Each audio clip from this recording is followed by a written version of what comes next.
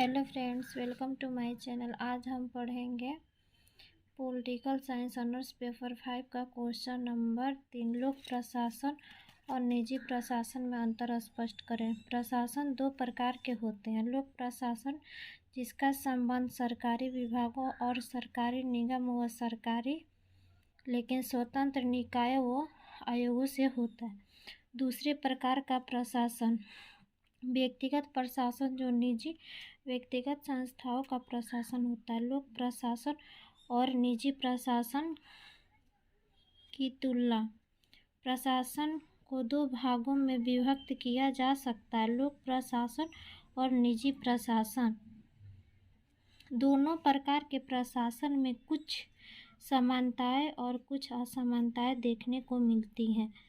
यहाँ हम लोक प्रशासन और निजी प्रशासन में समानता तथा लोक प्रशासन और निजी प्रशासन में अंतर पढ़ेंगे। लोक प्रशासन और निजी प्रशासन में समानता। तकनीकी समानता।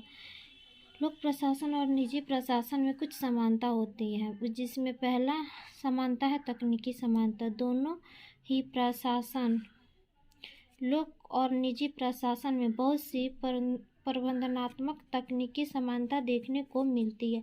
हिसाब किताब रखने की पद्धति, फाइलिंग, रिपोर्टिंग, कार्यालय प्रबंध इत्यादि बातों दोनों ही प्रशासन में समान होती है। कौशल का महत्व। दोनों ही प्रशासन में कौशल का महत्व होता है। व्यक्तिगत प्रशासन तथा लोक प्रशासन जिस कौशल की आवश्यकता होती है वह बहुत कुछ समान होती है। भारत में अवकाश अधिकारी निजी प्रशासन में आसानी से समायोजित कर लिए जाते हैं तथा उसी प्रकार निजी प्रबंध के योग्य व्यक्तियों को शासन भी चाहता है कि कौशल एक ऐसा आवश्यक तत्व है जो सभी प्रशासन की आवश्यक है, चाहे वह निजी प्रशासन हो या लोक सरकारी प्रशासन। तीसरा समानता। कर्मचारी वर्ग की समानता। दोनों ही प्रकार के प्रशासन में प्रशासकीय व्यवस्था को गति देने का दायित्व मूलतः कर्मचारी वर्ग पर होता है। दोनों ही प्रकार के प्रशासन के लिए निष्ठावान, योग्य, अनुभवी और प्रशिक्षित कर्मचारियों की आवश्यकता होती है। कोई भी यह नहीं कह सकता कि बिना कर्मचारी के सहयोग के वह कोई बहुत ज़्यादा प्रबंधक बन जाएगा। चौथा, वित्तीय व्यवस्था। ये चौथा समानता। निजी व सार्वजनिक प्रशासन दोनों में ही धन की आवश्यकता पड़ती है। वित्तीय आवश्यकता के साथ साथ वित्त के व्यय की विस्तृत व्याख्या करनी होती है। दोनों के आय व्यय का बजट, उसका लेखा जोखा तथा उसका लेखा परीक्षण करना होता है। पांचवा समानता। उत्तरदायित्व। लोकतंत्र देश में प्रशासन जनता के प्रति उत्तरदायी होते हैं, फिर वह चाहे लोक प्रशासन हो या निजी प्रशासन, उन्हें जन संपर्क करना ही होता है। छठा, अन्वेषण और शोध की आवश्यकता। दोनों ही प्रशासनों में नए नए अन्वेषण व शोध की आवश्यकता पड़ती है। नई नई तकनीकी अपनाकर इसे और अधिक प्रगतिशील बनाया जाता है। सातवां समानता। दोनों की सफलता का मापदंड प्रगति है। इसके बिना किसी भी प्रशासन का लक्ष्य पूरा नहीं होता है। विकास एवं प्रगति के बिना लोक प्रशासन अर्थहीन हो जाता है। इसी प्रकार निजी प्रशासन की सफलता भी विकास और प्रगति पर ही निर्भर है। व्यक्तिगत प्रशासन में यदि विकास एवं प्रगति का अभाव रहा तो प्रबंधकों के आर्थिक उद्देश्यों की पूर्ति नहीं हो सकती।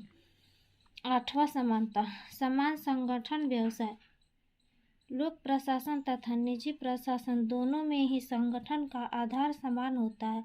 उदाहरणतः दोनों में ही कर्मचारी, अधिकारी, नीति निर्माता आदि का क्रम होता है तथा पद सोपान की पद्धति के द्वारा सभी अपने से वरिष्ठ के प्रति उत्तरदायी होता है, वह कनिष्ठ को आज्ञा देता है। उपरोक्त विवरण के आधार पर यह कहा जा सकता है कि लोक प्रशासन व निजी प्रशासन के बीच अंतर नहीं के बराबर है। दोनों की प्रकृति एक जैसी है, दोनों में काम करने का दृष्टिकोण व साधन एक जैसे ही होते हैं, लेकिन दोनों में अंतर केवल मात्रा का तथा एकाधिकार का होता है। इसीलिए तो यह कहा जाता है कि वास्तव में दोनों की समानता इन दोनों के आधारभूत स्वरूप को एक समान बनाए है। लोक प्रशासन और निजी प्रशासन में अंतर या असमानता है। प्रोफेसर साइमन का विचार है कि सामान्य नागरिक की दृष्टि में लोक प्रशासन राजनीति से परिपूर्ण और नौकरशाही तथा लाल फीताशाही से युक्त होता है, जबकि निजी प्रशासन लाल फीताशाही से शून्य होता है। एलवी मिश्र का मत है कि लोगों की यह सोच है कि व्यक्तिगत लाभ के उद्देश्य से चलता है। लोक प्रशासन नहीं, नौकरशाही, अकुशलता, लाल फीताशाही और आलस्य की प्रतीक है। पॉल एच एपेल्वी के अनुसार शासन का वह प्रशासन अन्य सभी प्रशासन के कार्यों से एक सीमा तक भिन्न होता है और बाहर से उसका आभास तक नहीं होता। लोक प्रशासन व निजी प्रशासन में अंतर बहुत से। आइए हम कुछ अंतर देखते हैं।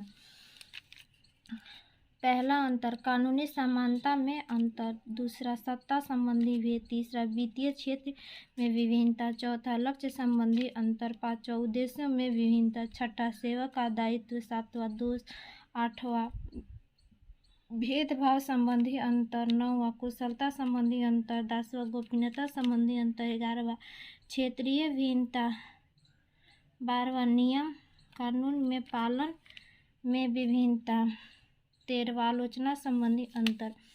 आपको कॉपी लिखते वक्त ऐसे पॉइंट को एक साथ लिख के फिर इसका डिटेल लिखना हो तो पॉइंट बाय पॉइंट करके इसका डिटेल लिख सकते हैं, लेकिन एक साथ लिखने से एग्जामिनर को मार्क्स देने में आसानी होती है, वो पॉइंट से ही मार्क्स देते हैं। तो आप ऐसे पहले पॉइंट्स लिखें, उसके बाद इसका डिटेल लिखें। आई होप आपको ये वीडियो अच्छा लगेगा। थैंक